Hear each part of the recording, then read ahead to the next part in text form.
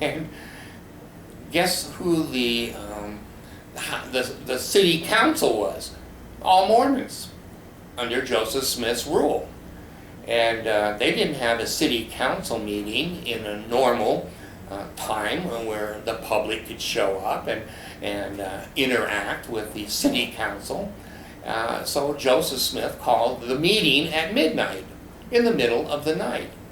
And in those days, if you were on the city council and you were members of the Mormon church, you showed up at midnight. You didn't say, hey, we don't meet at midnight. We meet where people can come and interact with us. You just shut your mouth and you bowed your head and you said yes. And you got your ass out of bed and you went to sit at the city council table. Well, Joseph Smith introduced a resolution to the city council.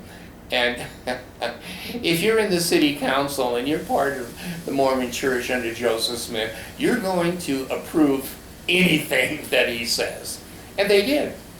Joseph Smith declared the Nauvoo Expositor, owned by William Law, as a public nuisance. Now, in those days, a public nuisance is a little bit different these days. But in those days, those were strong words that were acted upon. If you were a public nuisance, you were arrested or you were taken to jail or detained, whatever. So Joseph introduced that resolution, and of course the city council unanimously approved that that resolution passed. Now, what did it mean? A public nuisance? Well, Joseph Smith defined that for the council. They all got up at midnight from a city council meeting and went down, broke into the Nauvoo Expositor's office. It was a private newspaper in the United States where we believe in freedom of the press. Basically today it would be seen as a terrorist act. Back then they didn't even have the word for terrorist. So all of these council members and Joseph Smith broke into the Nauvoo Expositor. They took all of the equipment and all of the type. In those days they had letters that moved type. They didn't have modern photographic stuff. Anyway, they threw it all, damaged it in the street, and they burned it. They burned it to the ground. The building to the ground, and all of his personal possessions and equipment they burned in the city of Nauvoo. Since this video is on bullying, I can't think of a better example of someone bullying someone else. Someone who is the mayor, had all the power and the law on his side, the militia that Joseph Smith had invented, that were armed and were made to fight like soldiers, and the city council that he appointed. They weren't elected, they were appointed by Joseph Smith. He had all the power in those days and at that time, and he used that power to stop William Law from publishing the next day's newspaper article, which was going to be distributed in Nauvoo, citing the shenanigans, the illegal activity, the bullying, the fake accusations. Well, in those days they were accusations. Today the Mormon Church has admitted that Joseph Smith didn't have gold plates. They've admitted that he translated looking into a hat at a seer stone. They finally admitted all the truth. But back in those days, he had all the power. And I put that up as a bully.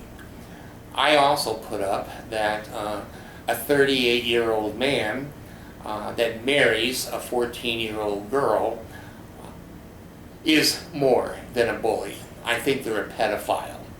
I think that any decent, moral, honest man of integrity would say, you're too young. You're nowhere near ready to be married.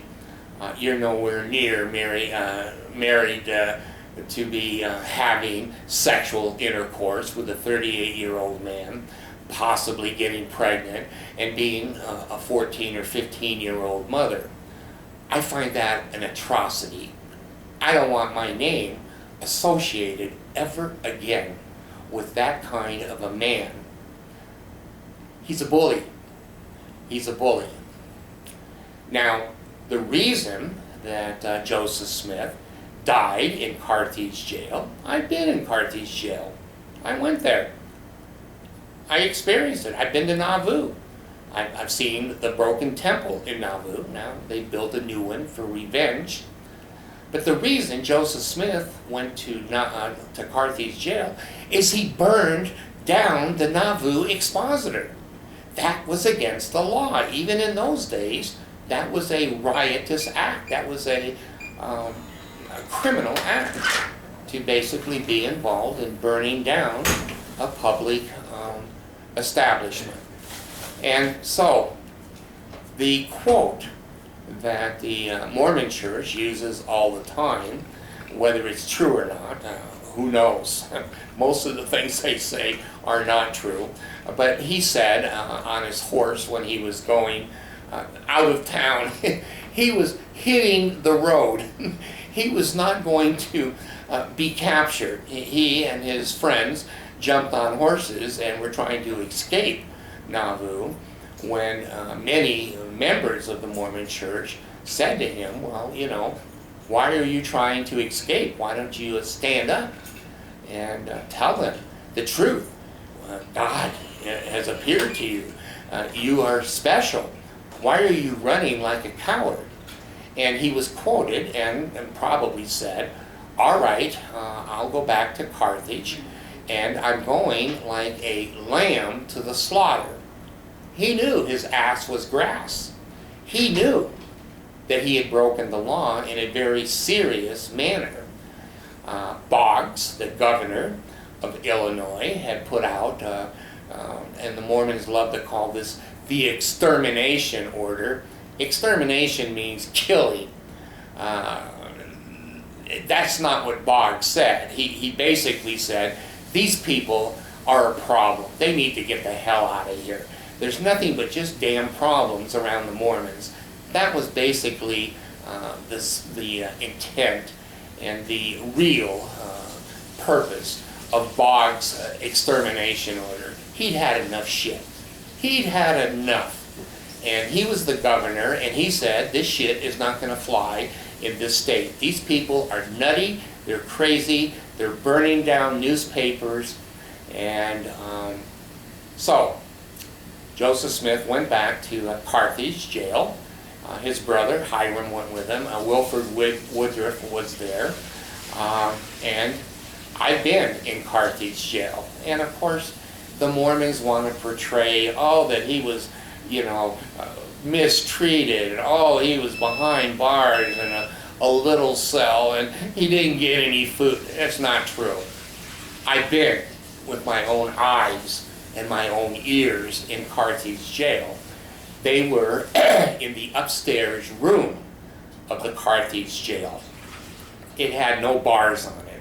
It had a window. It had a door, and it had several beds, I think 4 beds. It wasn't a huge room, but it was a reasonable sized room. Had a wood floor and had ventilation, and they were not chained to the wall. They were not tortured. There was no waterboard there. There's none of that shit. Well, the accurate story was that Joseph Smith had smuggled a gun. Someone had given him a gun, and he had that gun in Carthage jail. Now, the door at Carthage was a wood door. It wasn't like a steel door. It was a door that somebody could push on and break into and whatever. So anyway, the the crowd knew that the, quote, prophet of the Mormon church was in Carthage jail, and some of his associates were there. And the first stories were the Indians. The Mormons blamed it on the Indians. Now, I don't know if you've ever been in Nauvoo, Illinois, or Carthage. There's no Indians in the whole state. So I don't know, did all the Indians pour out of Nevada and Arizona and run up to Carthage jail? I don't know. But the Mormons wanted you to originally believe the story was that the Indians charged the Carthage jail. It wasn't. It was, and a mob would probably be an accurate word.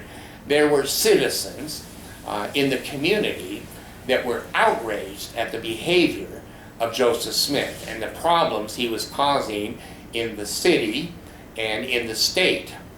And they were upset. And in those days, in the United States, there were, in the Wild West, hangings and vigilante groups, and maybe I would say it was a mob. I would say it was a vigilante group. Did they have the right to kill somebody? No, no. I don't know what they intended to do. There was never any reports that the mob had any weapons. I would think that they would, from common sense, but maybe they didn't. I don't know if they did or didn't. Anyway, the room that these guys, Joseph Smith and Wilford Woodruff and Hiram, were in was upstairs. I've climbed those stairs with my own feet. I'm not telling you something that is a lie or something I haven't experienced. I climbed up those stairs, and there's a wood door at the top, and when you open the wood door, you do go into a fairly large room that had 4 beds in it and a window that was on the second floor that looked out and could be opened. Well, the mob crowded up that staircase. I guess they were screaming and yelling. A mob usually doesn't move quietly. And, you know, these shenanigan rebel rousers up in the room could hear that people were coming to get him. Well, Joseph Smith got his gun out, and they started to push the door open. And the inmates were holding the door, and there was only like a crack in the door that they were pushing on the out, they were pushing on the in. And there was a gun. I did misspeak in the crowd. There was a gun. Someone shot through the door and hit Hiram Smith in the head, and he fell to the floor and quoted, and again, I've seen with my own eyes, I've seen their blood. They used to have a piece of glass over the blood on the floor so people could come in and go, oh, I can see blood. So it was quoted that when Hiram was shot, he fell to the ground and said, I'm a dead man. I don't know if you're shot in the head and you go down, if you can say I'm a dead man, but that's beside the point. At that point, Joseph Smith put his gun through the door and shot at least twice. He evidently killed one and I guess seriously wounded the other. Well, the crowd was getting more strong. Hiram wasn't able to be alive anymore to hold the door. And Joseph, the brave man that he was, on a horse trying to leave Nauvoo and being run out of Illinois and run out of Missouri, he was good at running. So he ran across the room to the window. And he opened the window, or it was open. And the crowd down on the ground was big too. There was a lot of people evidently that showed up that really thought he needed to, I don't know if they were going to hang him, or I know one time when they tarred and feathered him, they were going to castrate him. So anyway, you know, he'd had a long history of people just not wanting him in the community. So he went to the window, and in the window he shouted to the crowd below, is there no help for a widow's poor son. Those are magic words that come from the Masonic order.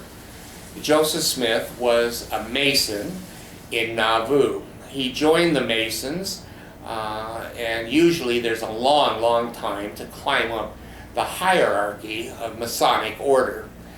But it was in Nauvoo, and they were all Mormons, so Joseph Smith climbed to the highest peak of the Masonic order within a few days.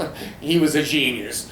So anyway, in the Mason organization, if you cry out, "Is there no help for a poor widow's son?"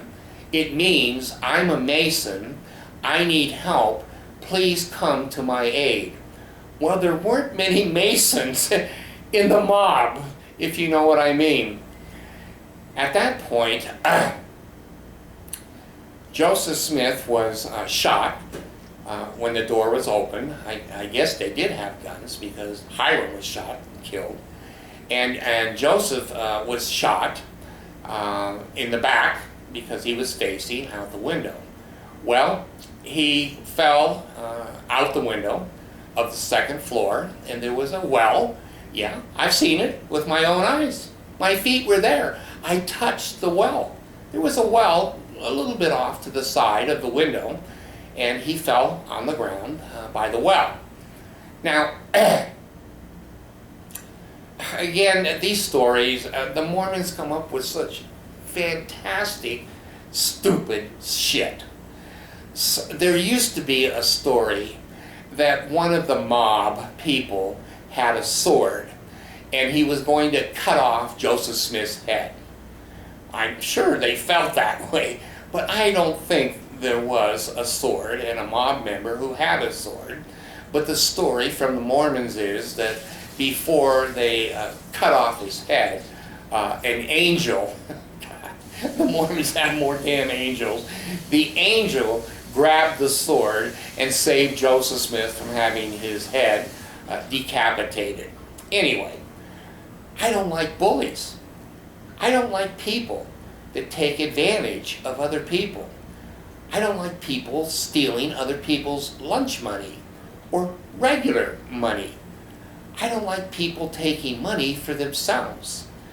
I don't like people. I've been in the Philippines. It's the only third world country I've ever been in. And I've been in the Filipino chapel in Butuan and Mindanao Island. And I've met the people there, and I've seen the terrible, terrible poverty in the Philippines.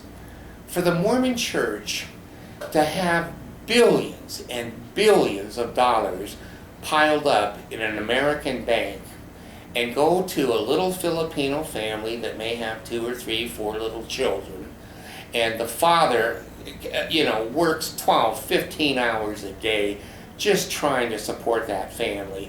And the mother has no electricity, no vacuum cleaner, no dishwasher, no washing machine, doing everything by hand. Hard, hard life.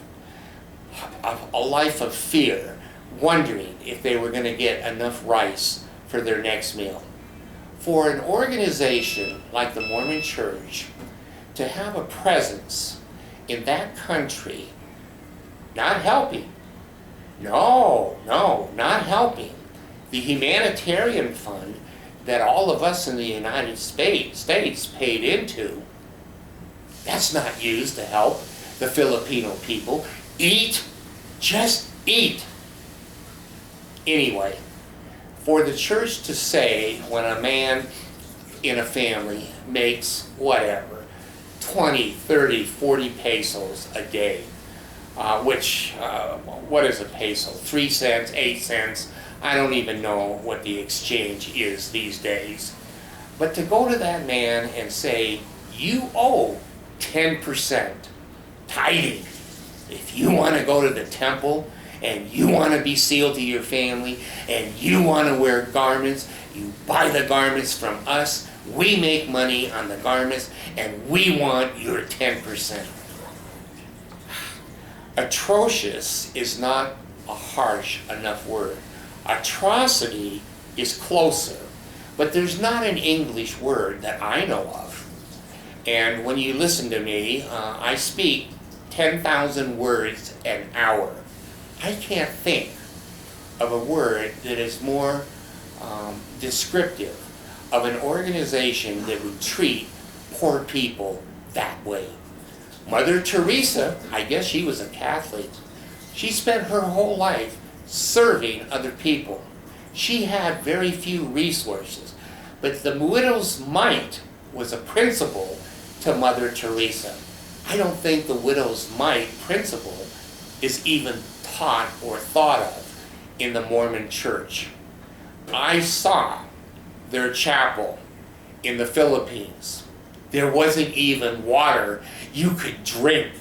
As an American, now the Filipino people, they're used to drinking that shit water, and they don't get sick. But American, we have diarrhea for eternity drinking their water. But you know what? I went into the bishop and stake president's office, and I looked and I saw this great big pure water. Like Culligan at the big 5-gallon container of water that's pure, that is clean. And they had it in their office. It wasn't out. I was there.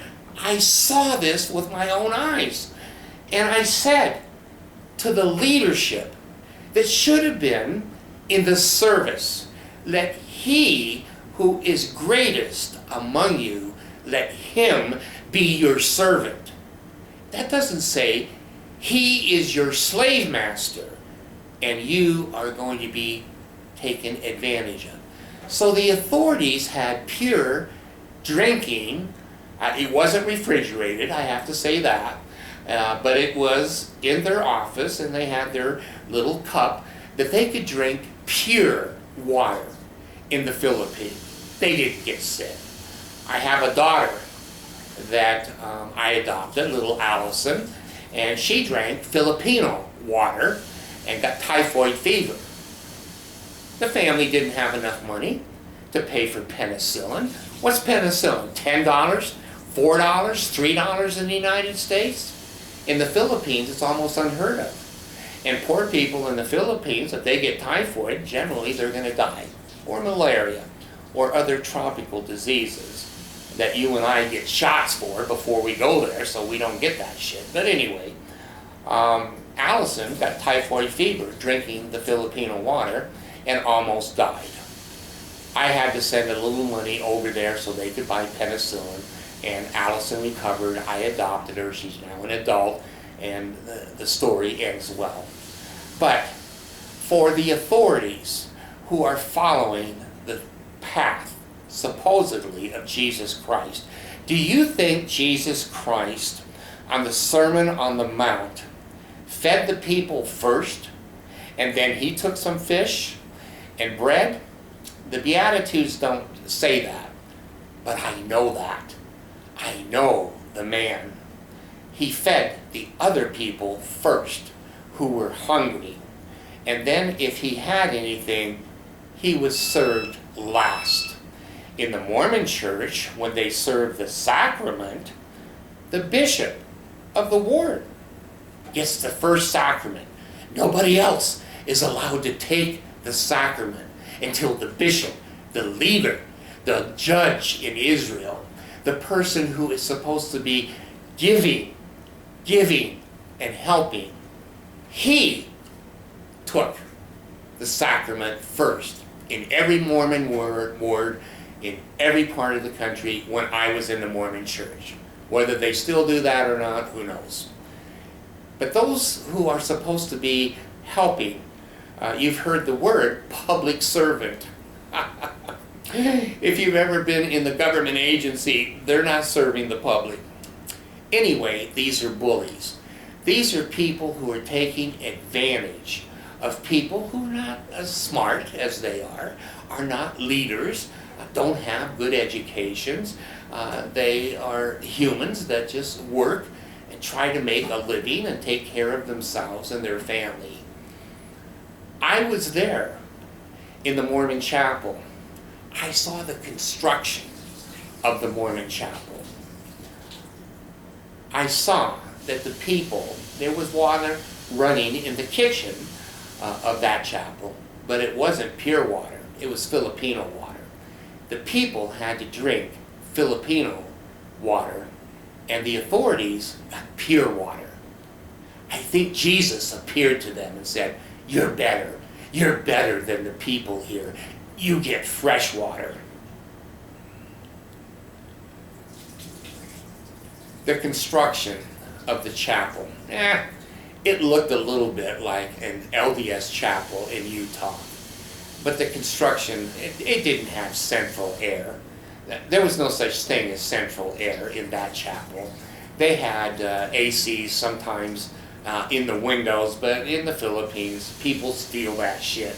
And sometimes, even if they were trying to make the people comfortable from that humid temperature, they couldn't or didn't replace them or whatever. So, I've been there. I've seen it. I know what bullies are like. I have not been to Haiti, but I saw what the Mormon Church gave to the Haitian people, all black. All black. Is that coincidental? I don't know. Could be. When they had their terrible flood, and I don't remember if it was a hurricane or what it was, but all their buildings fell down, and those poor people had nothing to eat and nowhere to get out of the weather and the sun and the cold. And the Mormon Church gave them a bunch of 2x4s and tin for a roof, and said to the people, "Build your own houses back." That was the humanitarian arm of the Mormon Church to the Haitian people. Here's a couple of 2x4s.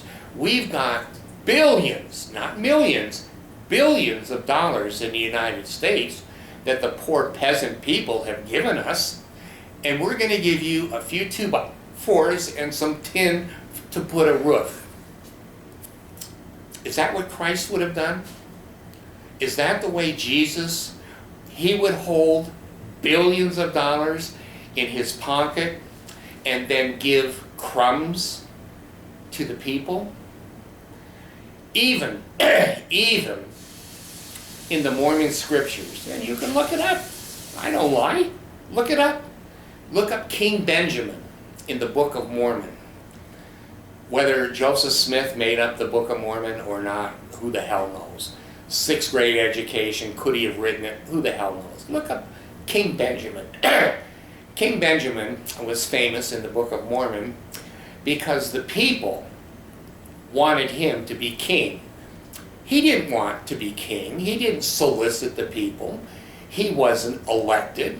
He wasn't chosen by another king, and he was the son, so King Benjamin became the king by inheritance. He wanted to just kind of be an ordinary good guy, but the people insisted that he become their king. Well, that's a great compliment, a great compliment. And one of the scriptures, and look it up. Look it up. Don't listen to me. I could be terribly lying. I could be saying, "Oh, I hate the Mormon Church. I hate the..." That's not. Look it up.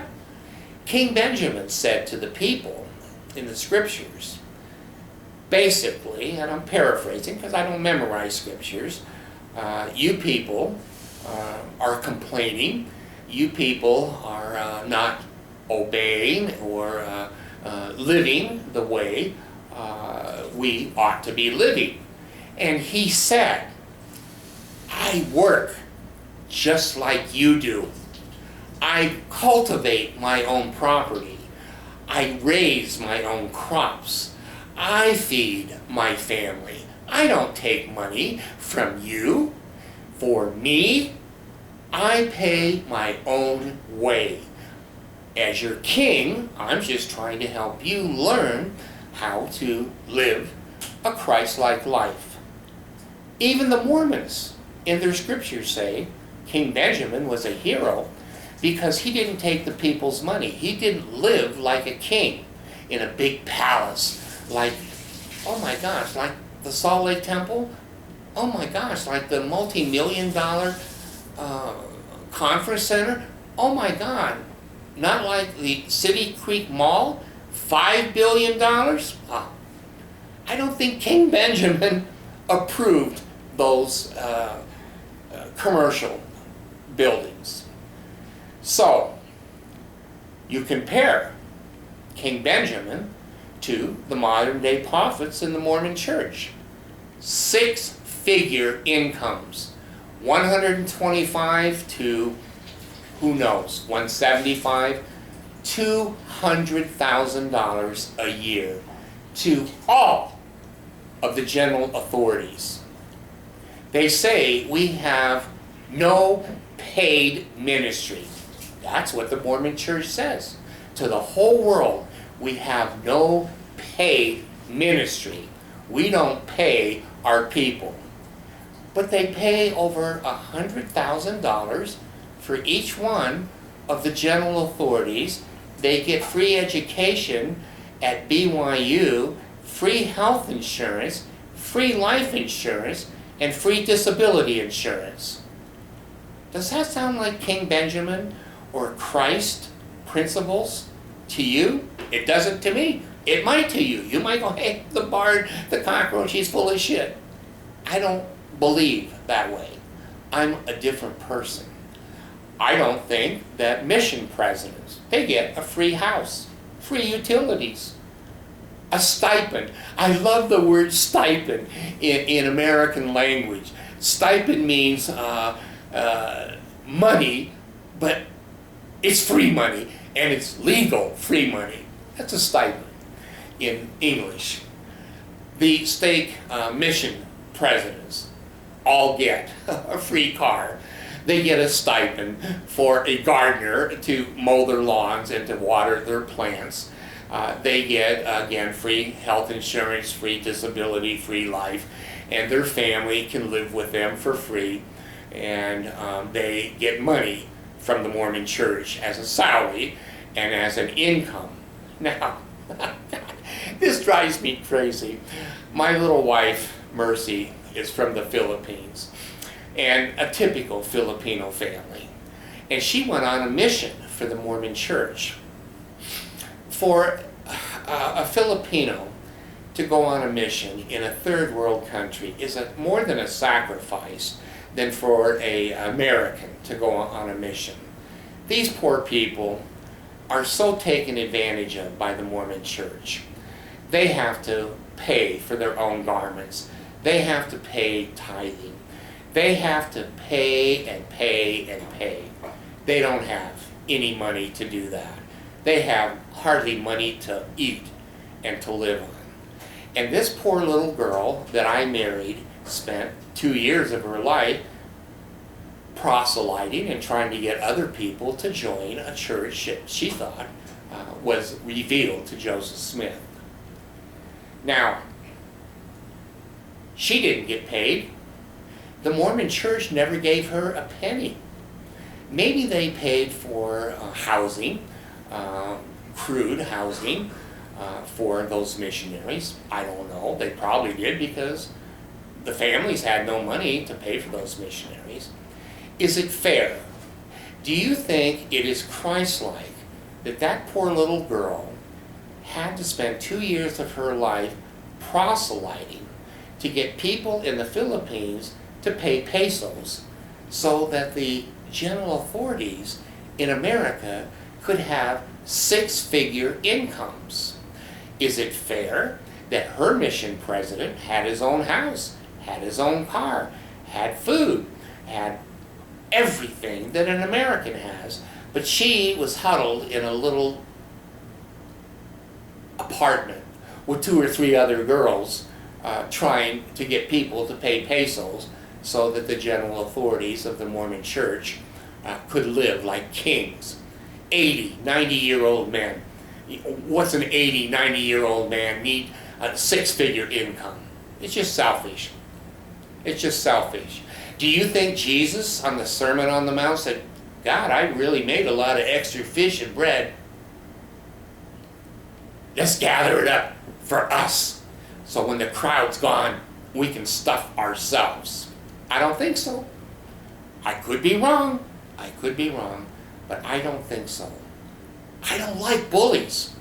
I don't like people who take advantage of other people. Now, this has been a long video. I have to end this video because most of you have gone to sleep. But let me summarize. If you're a bully, don't get even close to me. That's enough, because authorities watch my videos. We're going to get him. He said that. I don't like bullies. And if you feel the way I do, that you want this kind of information to continue to be disseminated, I have, and I just discovered this, I have a PayPal, and you can put $1 in the PayPal, and it goes through all these different banks, and it ends up in my bank. And I think that dollar, I'm not sure, but I think it's like 82 cents, because everybody in between takes part of my dollar. But anyway, if you want to put $1 in there, or $1 million in there, I would like that. Go ahead and do that. That would make me feel validated. That would make me feel like I've done some good, that I've disseminated this information. I also found out that you can subscribe to me. I didn't know that. I've got 3.5 or 4 million hits on Sir David the Bard. I never made a penny, not 1 cent, off of Sir David the Bard. I spent 11 years of my life trying to help you, trying to help whoever sees the videos to make their own mind up. You can subscribe to me. I didn't even know what that word was a couple of weeks ago, but when you push the button to subscribe, YouTube finds out about that. And if I get like 7,000 subscribers, then they'll put an ad up under my videos. I don't think I like that, but they said, if you let us put an ad up under there, we'll give you money. I thought, well, the video camera costs money, the lighting, the electricity, my iPhone, and I thought, well, okay, you can give me money. Maybe I've earned it. If you think I've earned it, put a little donation there. If you think this is shit, you turn it off. You don't even hear the end of the video. Begging for money. Begging for money. Oh my gosh. I'm not begging for money. If you want to donate, please do. If you don't, for heaven's sakes, don't put a dime in there. So this video is over. I'm done right now about talking about bullies. And if you feel the way I do about bullies, then, give me a tip. Give me a tip. Put a little, tip in the donation box. The video is done.